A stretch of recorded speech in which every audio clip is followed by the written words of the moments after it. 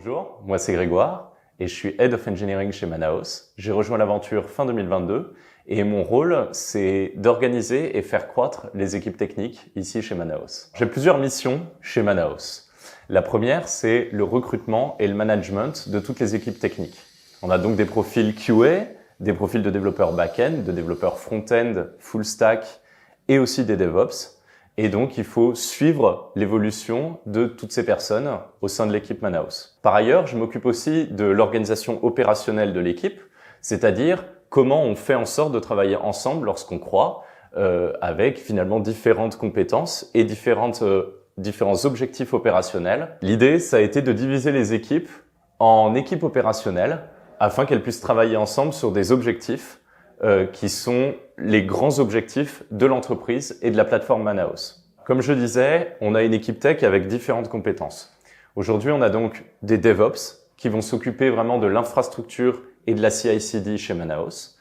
On a une équipe de back-end qui sont nos développeurs qui vont travailler directement sur le côté serveur sur l'application. On a une équipe de développeurs front-end qui travaille finalement sur tout ce que voit l'utilisateur.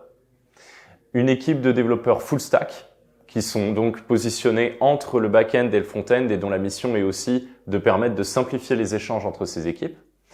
Et on a aussi des ingénieurs QA qui sont en charge de tester la plateforme à la fois via des tests manuels mais aussi via des tests automatisés pour finalement détecter d'éventuelles régressions sur les différentes versions du software. Chez Manaos, on a côté back-end principalement deux types de services.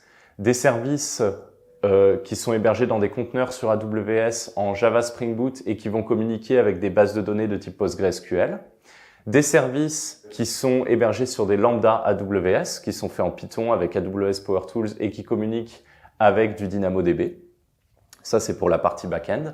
Pour la partie front-end, on travaille avec React Hooks, et donc tout ça est fait en TypeScript. Côté DevOps, on a de l'infra as code avec CDK. Et on a pour la CI/CD, on utilise CircleCI.